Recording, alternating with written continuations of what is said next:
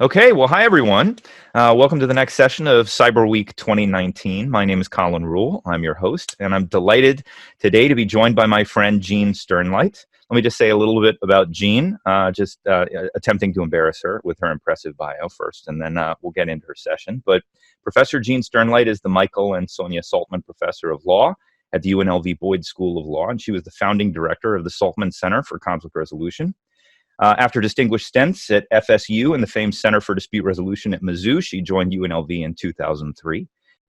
Jean is nationally and internationally recognized for her scholarship and law reform activities in the field of dispute resolution. Her most recent book is called Psychology for Lawyers: Understanding the Human Factors in Negotiation, Litigation, and Decision-Making, that she did along with Jennifer Robinhold, and it was published by the American Bar Association in 2012. Jean received the 2015 American Bar Association Section of Dispute Resolution Award for Outstanding Scholarly Work and the 2015 Lifetime Achievement Award from the American College of Civil and Trial Mediators. And she recently completed an article for the Journal of Dispute Resolution at the University of Missouri called Pouring a Little Psychological Cold Water on ODR.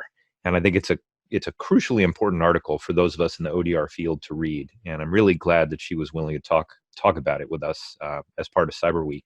She started out discussing some of the problems with the term ODR and the imprecision it creates because it's such a broad category. And our conversation kicks into process discussing that right off the bat. And I think that difference between ODR as adjudicator versus ODR as an assistant to negotiation makes a huge difference in terms of what the impact of the psychology will be. And then as well, I think depending upon the form of the technology, that also makes a huge difference. So, you know, there's every difference in the world between people communicating as you and I are right now. We can see each other's faces. We're, with the assistance of the computer, almost having an in-person conversation. That is hugely different than if you and I were just, typing and communicating only by text. That's a very different use of technology. They're both technology. They both can be called ODR. And then again, both of those are super different from somehow you and I would have input our concerns and some algorithmic computer is giving us answers. That's another very different form of technology. And there are many, many, many others, but that's where I think that by grouping all of those things together under this one umbrella term ODR, we do ourselves a disservice because we can't adequately talk about how psychology can help ODR until we unpack that term. Absolutely. It's funny. I think as the ODR field or profession or discipline or whatever we decide to call it has evolved, I think the needs around the definition of the term have evolved as well. I mean, when Ethan Katch and Dan Rainey and I were doing sessions 2002, 2003 at the ABA Dispute Resolution Section Conference, we were just saying, okay, ODR is ADR plus technology. And that was sufficiently innovative. We wanted it to be a broad definition because we wanted to encompass all of the potential applications of technology within ADR. But I think you're right. As it's gotten a little bit more scaled, a little bit more deployed in different areas, that early definition, which was a little bit simplistic, I think it starts to become overly broad. And I think it's actually that imprecision makes it difficult for us to talk about exactly some of the concerns that you're raising. So I couldn't agree with you more. I think we need to. It's not that ODR as a concept isn't viable. It's that we now need to flesh out the definition and apply it to different categories. When we're talking about artificial intelligence and the fourth party, and we're talking about technology supported and facilitated negotiation, and we're talking about mediators working online, just calling all of that ODR, I think it blurs a lot of distinctions. Obviously, even within the ADR field, we talk about negotiation, we talk about arbitration, we talk about mediation, we have all these terms to describe the different components. We need to have similar definitions within ODR. So I think it's a really hugely important point, and hopefully in the discussion forums of Cyberweek, we can chew through some of that and think through what some of the new terms might be. Great, yeah. Yeah. Another thing you raise in your article is you talk about the risks of maybe prioritizing efficiency over effectiveness, over optimizing around high volumes and cost savings. Maybe you could talk a little bit about that. Sure. And this is something that really comes from work I've done in the ADR field as well. I Hmm. mean, from the beginning of the founding of the ADR field, whenever that was, and there are many founding dates, um, there's always been a mix of policy reasons why people and courts were interested in ADR. And there were always some who were particularly interested in efficiency. And I think everybody agrees efficiency is great.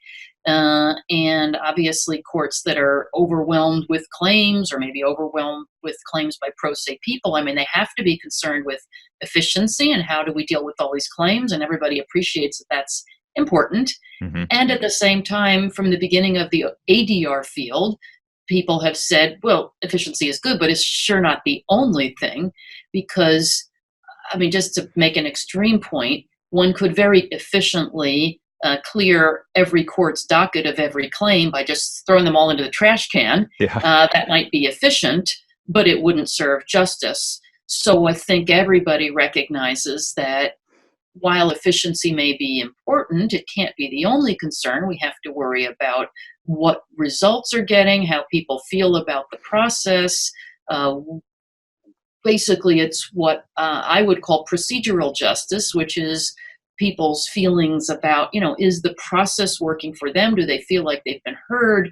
Do they feel like they've been treated fairly, not only by adversaries potentially, but also by any adjudicators or mediators? So that's the procedural fairness side of things. Hmm. And then, of course, people do care about the results. And none of us would think a process was fair if consumers always lost or consumers always won, and so we have to worry about what kinds of results we're getting from processes that we're designing, whether they're ADR processes, ODR processes, court processes. That always has Sure. to be true. Yeah, and I have to say, as someone who has sold ODR to companies that didn't really know much about dispute resolution, oftentimes the most compelling value proposition for them is the efficiency. You say, Hmm. hey, this is going to reduce your time to decision, it's going to reduce your cost.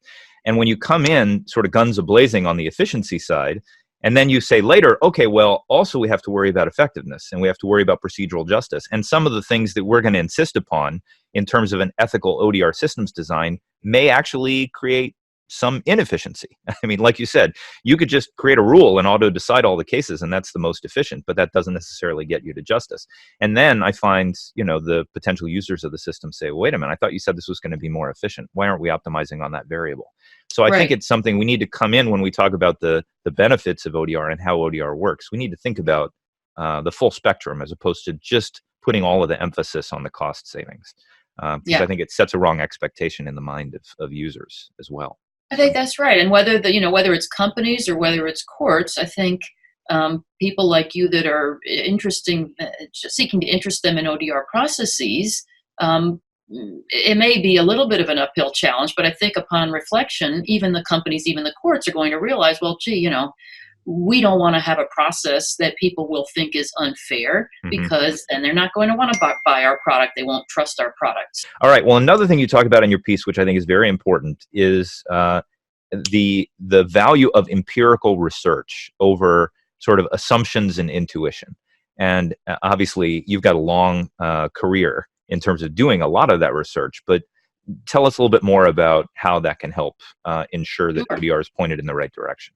Absolutely. So this is interesting because this is actually applying psychology in a way to the discussion of psychology. Hmm. So whether people like you and me are talking about ODR or whether we're talking about what food we want to eat for dinner tonight, or whether we talk about, which sports teams we like, we all come to any kind of decision with predispositions and assumptions based on things that we've experienced previously in our life.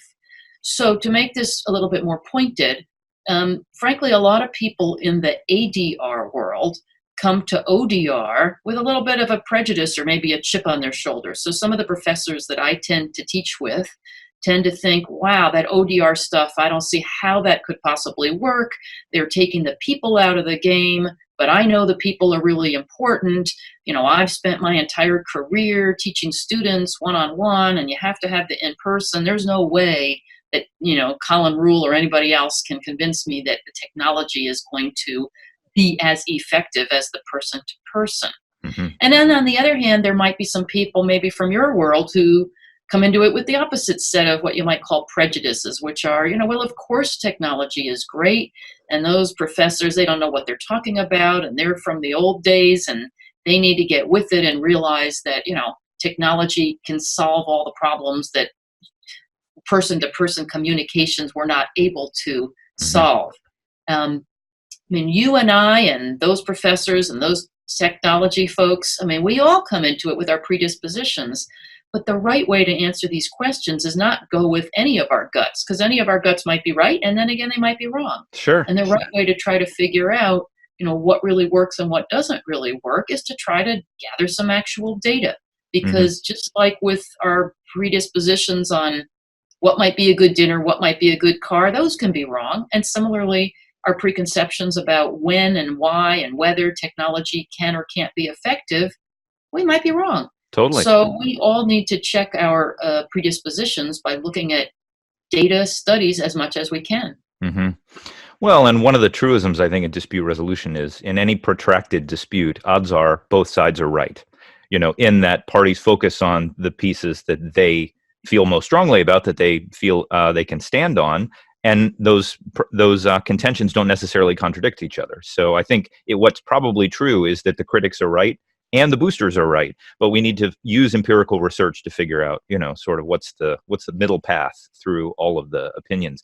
I think I am guilty of a little of that bias as well. I spend enough time talking about ODR is the greatest thing since sliced bread, and I think empirical research, like what Pew is doing, getting third parties to go out and do longitudinal studies. Again, those of us who are on the ground deploying these systems, sometimes, we only have our hands on part of the elephant. I don't have the data to do longitudinal analysis of ODR outcomes to determine, for instance, their long-term viability, long-term, withstanding challenges, and people feeling like they really want to be committed to it. And I think some of these studies will help us establish that. So I think that is a really crucial point. The other thing is, I do agree that in the ODR community, when you see these new articles, the bibliographies often will cite other ODR boosters. Hmm. So there is a little bit of an echo chamber there, and I think empirical research can help us get out of that. Um, Right. so it's not just ideas being passed around from article to article by people who have the same perspective.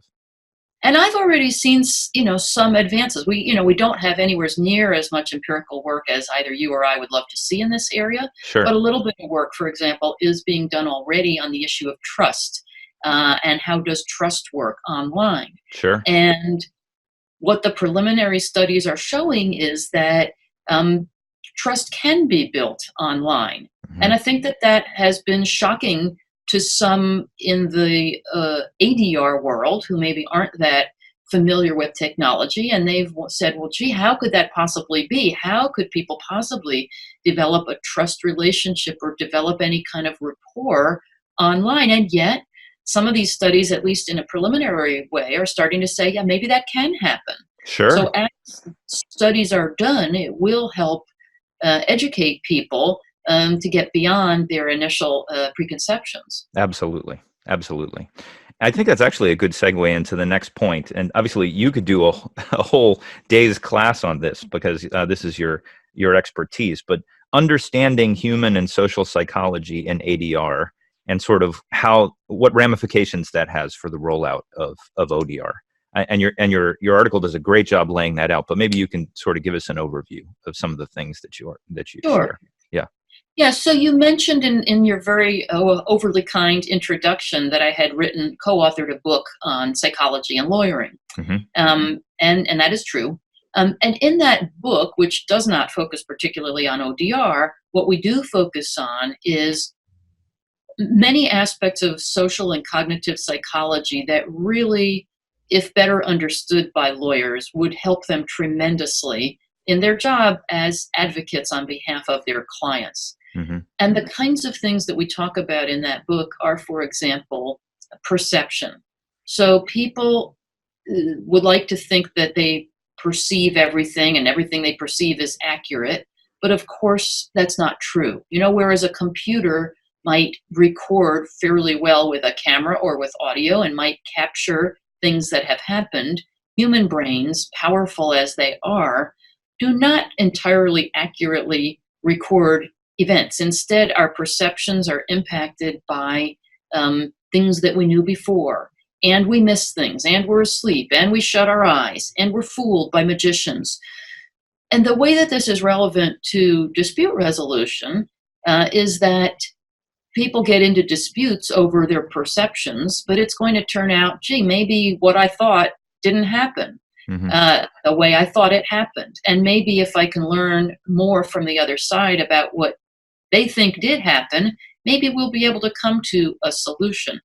Similarly, humans' memories are pretty impressive and yet very, very far from perfect. Psychologists have shown many, many, many times over that we don't remember things necessarily correctly, and yet we're positive that we do.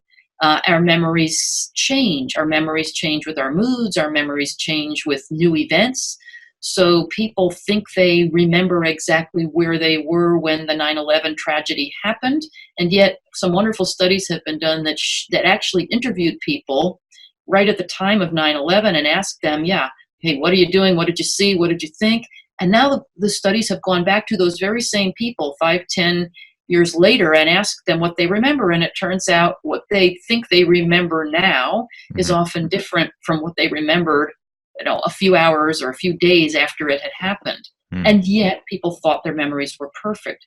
Well, that too, of course, is going to impact conflict resolution because when people have conflicts, they can sometimes work those out once they come to realize, gee, what I thought happened, what I thought I remembered happened, is not what actually happened. And Hmm. that's one way that mediations and negotiations can be so successful. So if ODR designers can focus on those aspects of human psychology too, Hmm. then ODR will become more effective.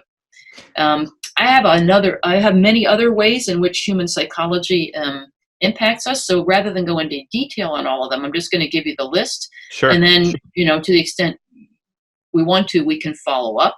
Please. Um, Another one is sometimes ODR processes seem to assume that humans know what they want, like that something has happened and maybe it's a bad thing, and therefore the human knows, well, okay, my product got lost, my product got destroyed, my marriage is wrecked, here's what I want. Hmm. As if wants were somehow um, permanently stamped into our brain.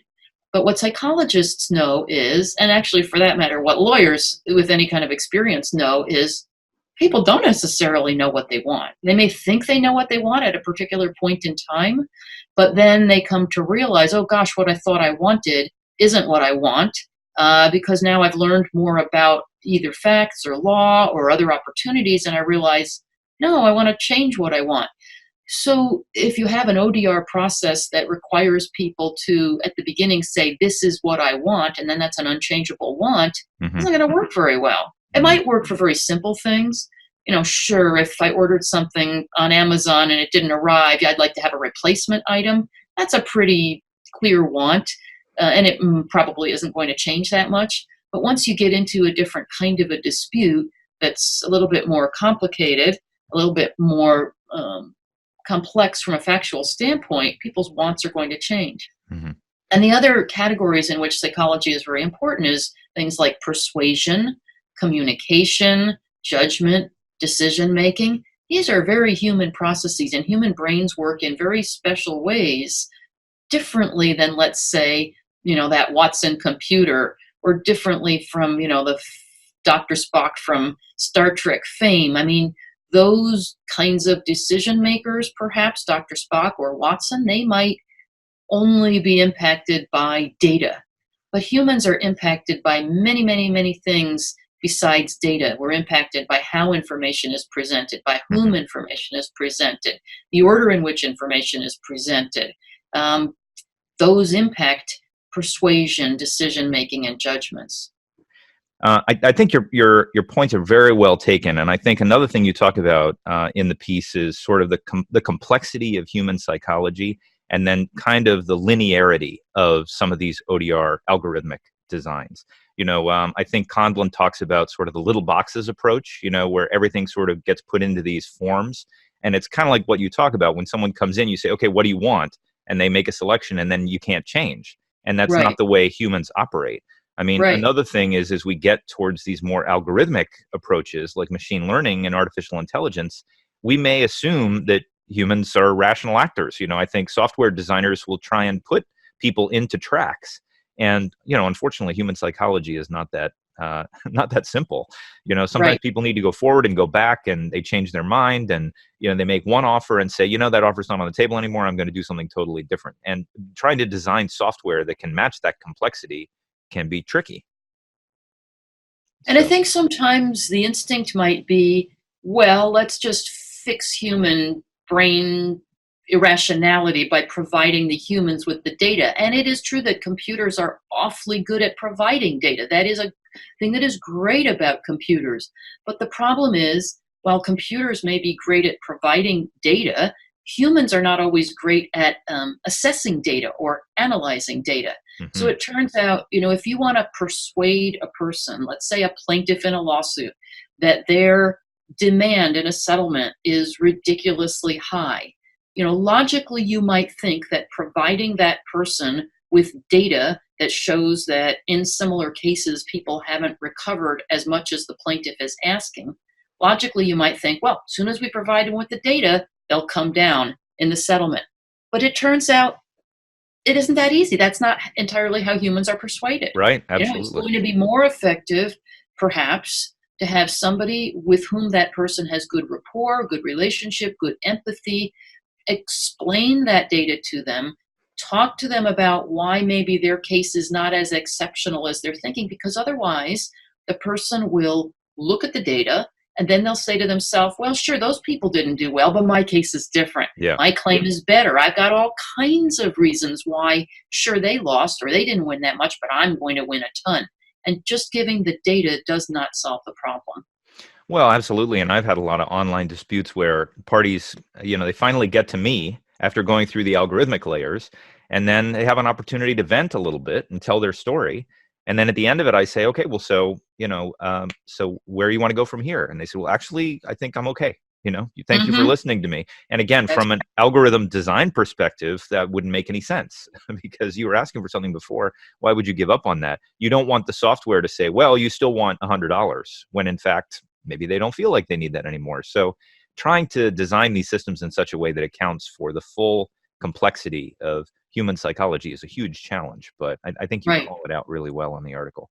So Thank you. again, I mean, that you actually issue 4 recommendations at the end, and maybe we can talk through each of those. I mean, I don't know if you have them in front of you, but I do actually. yeah, I mean, maybe you could walk us through each of them, because I think it's a good place for us to wrap it up. Yeah, but tell Okay. me, yeah, lay them out for me. Well, my first recommendation is really what we started with in this session, which is just the basic idea that as people try to design ODR processes, whichever category of ODR it might be, whether it's ODR as helping negotiation or ODR as helping make decisions, whether it's smart contracts or whether it's um, avatars online, in any context, I think it'll really benefit ODR designers to think about the human psychology, because in the end, the disputes are not between computers, they are between humans. And if we want to have humans be satisfied with the dispute resolution process, and if we want to have a dispute resolution process work well and be just for humans, we Mhm. just have to take into account human psychology. So, that's my main recommendation, really, is that ODR designers start to think perhaps more than they have Mhm. about the humans and the human psychology that underlie all of these disputes. And I think it will help the ODR designers both figure out which kinds of disputes are the best candidates for ODR, and it will help the ODR designers think about what particular type of ODR makes sense for particular kinds of disputes. So Absolutely. that's my recommendation number one, is just, hey, folks, look at the psychology, think about the psychology. Well, and we need to absolutely not only listen to experts like you, but also, orient our research and our effectiveness studies around that particular question. Because I agree with you. I think we've not adequately considered that into the design of some of the systems I've seen out there now. Yeah, so that's great. So recommendation number 2. So recommendation number 2 is, I have an instinct, and it may not be the right instinct, but I have an instinct that at least in the short term, where we are right now with technology, I think humans are very helpful at helping other humans resolve disputes. Hmm. So we've had millennia to develop our skills as dispute resolvers, and those skills have helped humans become decently empathetic. They've helped humans be good at rapport. They've helped humans be good at persuasion. Now, I'm not going to say that every human is a great mediator or a great dispute resolver, but for many of the issues that bring humans into conflict, I think humans have a good skill set to help us get out of those conflicts. And in the short term, I think we don't yet have technology that's necessarily as good as humans are at building things like rapport, trust, empathy that are super important to many aspects of conflict resolution. That doesn't mean that we abandon or don't try to use ODR. What it means is in the short term, Hmm. we may need to keep a human element in the ODR. So maybe that means that for certain kinds of disputes, it's very important to use a type of ODR where we have humans online serving as mediators because, as we previously discussed, that's pretty good. It may not be quite as good as in person. I can't touch you, but I can see you, I can hear you, I can see your expressions on your face. And so we're benefiting from a lot of what humans are good at in terms of rapport and trust, as opposed to just in the short term saying, well, let's get rid of the human piece. We don't need humans anymore at all. Right. Let's just send all disputes to an algorithm. I'm dubious that will work in the short term. Absolutely. Yeah. And I hear a lot of people in the field talk about ODR versus ADR. And I think that that's a bit of a false dichotomy too. I think you're absolutely right. It's not like we're talking, and when we talk about the third party and the fourth party, it's not that you have one or the other. It's Right. online dispute resolution tools. Technology just puts more tools in the mediator's toolbox. So I Right. think the most of, especially now, if you look at the balance between the third party and the fourth party, I think it's got to be a very symbiotic relationship between the human neutral and the technology. Now that balance may change over time as technology gets more capability, but I think Precisely. your point's very well taken. This is not about eliminating, the third party from the dispute resolution process. Far from it. It may Yeah. be, helping the third party be more effective by partnering them effectively with technology that Right. complements them. Yeah. So it's an excellent point. And my third recommendation is really a version of what you were just saying, which is, and it's the flip side of my second recommendation, because my third recommendation is, even assuming it's true that we don't yet have technology that can entirely take the place of the human, at the same time, the technology obviously is evolving really quickly and becoming increasingly capable of great things. And as that technology continues to evolve, we're Hmm. going to be able to turn, more than ever to the technology. So, I think David Larson, who probably many of your listeners are well familiar with, I mean, he, I think, has taken this the farthest just in terms of trying to imagine, where can we be with the technology? And through the use of potentially robots and avatars, it may be that the technology will allow us to build rapport and trust in ways in the future that are beyond where we are right now. Well, no, and your point is very well taken. Focusing on the human and the psychological side, I think you're right. I think we still have yet to get that balance right. I think this gets back to what we were talking about with over optimizing around efficiency. I think people get so excited about the algorithmic possibilities that they're moving too quickly away from the human side. One of the things that I'm interested, for me, ODR is about helping people communicate effectively. It's not about having computers sort of replace the complexity of a dispute Right, with some sort of rubric where you click some buttons and then here's your resolution. I think, right, what's more interesting to me is computers as a way of facilitating communication. And, if you think about it that way, people are just as complicated on either side of computers as they are face to face. It's just you can use technology to maybe structure the communication in a way that opens new possibilities. So I think your third recommendation is absolutely on the money. And then I obviously, wanted to yeah, add one please. thing to the third one, which is, I talked a little bit about how the technology is evolving, which it is. But, the other thing that's evolving is humans' attitudes towards technology. So Mm, as humans' attitudes towards technology change and evolve, we're going to be needing to set these balances in different places. absolutely. So, it used to be that humans really enjoyed in-person conversations, and some humans still do, but Hmm. increasingly with younger generations, they may prefer not to have an in-person conversation. They may prefer an online conversation, or they may prefer texting, just as some people prefer to buy their groceries by scanning them themselves in the grocery store rather than having an interaction with the clerk at the grocery store. So as humans' attitudes towards personal interaction change and evolve, the folks who are designing dispute resolution approaches are going to have to continue to evolve as well to keep up with Absolutely. humans. I couldn't agree with you more. I when you first shared your piece with me, one of the responses that I had was, I think it'd be interesting to run this by some millennials. Hmm. Because my kids have a facility and an ease with technology, and even as somebody who's a nerd, I love technology. They exceed me just because Right. they speak it as a first language. They've had it their whole lives, whereas most of the rest of us in the older generation, we had to learn it because it came up over the course of our lives.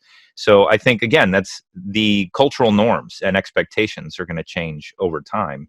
And there may be an openness. This notion of technology as being sort of dehumanizing, it's very sterile, and then it forces people into categories.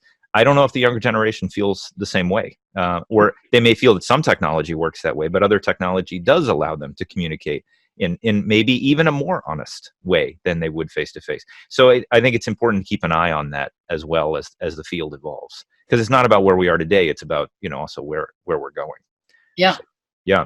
All right, and then your fourth recommendation. So the fourth recommendation really is connected with what we were just talking about as well, which is so we can't just trust our instincts. We need to do ongoing empirical evaluations to try to figure out what works, what doesn't work in a particular point in time. Hmm. So even if somebody could design the perfect ODR system or ADR system or combination thereof right now, first of all, we have to do some evaluation to try to figure out, is it really that great? How is it working for people? What are the results? How are the results experienced? But even if we were to find it now, we can't assume that today's perfect is going to be tomorrow's perfect or 10 years from now perfect. Hmm. So we're going to have to do ongoing evaluations to keep thinking about whether whichever systems we design are the best that we can do at a point in time.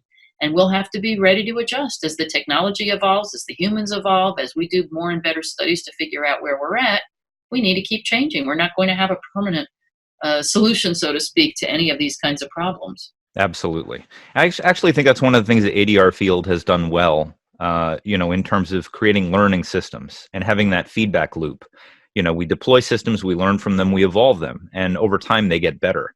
And I think Right. that's actually a big advantage that dispute systems design has over some of the court designs, because judicial designs is very difficult to evolve them. Everything's kind of set in stone, and change happens very incrementally.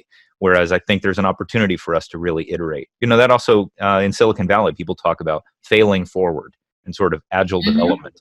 You're Hmm. never going to get it 100% right out of the box. And even if you do get it 90% right, over time, that's going to fall to 60, 50, 40% right. So you've got to Hmm. continue to evolve it. So I completely am on the same page with you there. Well, Gene, I said this to you before. I think this is a very, very important article for those of us in the ODR field. I think the time is right, for this piece. And I think, all of us need to really read this and pay attention to it. I think this needs to be one of the first articles that everybody reads in any online mediation training, any ODR systems Flattering. design class. Well, I'm not saying there won't be other articles, that call out important things, but I really appreciate you taking the time to share this with us in Cyberweek. I know we're going to have a lot of great discussions that spin out of this, but this has been great for me, and I'm glad we've got this recorded so that we can sort of send it around the world and let people watch it at their leisure. Do me asynchronous. the favor of a little closing comment, Please. which is, I wanted to come back to the title. The title is this thing of pouring a little cold water, which Sure. I do feel a little bit badly about because I'm really not meaning to pour cold water exactly. Yeah. But here's the way that I'd like to present it to this group as the closing, which is, pouring cold water, could be seen as a negative, but also can be seen as a great positive. When you pour water on a plant, it helps the plant to grow and to thrive and to flourish. And that's really the way that I'm thinking about this cold water is it's not that I want to in any way undercut ODR or stop ODR, which obviously wouldn't happen even if I wanted it, but rather what I think is that through injecting these ideas about psychology, I think that perhaps the ODR field can develop and thrive and become even better than it already is. Well, I love that. Also, you pour cold water on a plant, or sometimes you take a cold shower to wake up. I think about the Mhm. ALS challenge when people were dumping cold water on their heads, That's and it true. went viral all over the world. I feel that any criticism that's constructive should be welcome. And I don't even feel like this is criticism. I think these are lessons to be learned from decades of experience that can help us avoid some of the sand traps. So from that perspective, that's why I'm saying this is so valuable. I think if we just become cheerleaders and we're rah-rahing our way through ODR and trying to hide some of its potential challenges, I think that's going to undermine our credibility. I think we need to be very clear-eyed about some of the shortcomings. There's opportunities, definitely, and I believe the opportunities outweigh the challenges. But I think what you call out is crucially important for us to keep in mind. And I think it's a great session. And so thank you very much. I My really pleasure. appreciate it. Thank you. And I'll be in touch with feedback from all of our participants as it comes in. Fantastic. I look forward to hearing that, and it's a pleasure working with you online, Colin. Great. Thank you, Gene.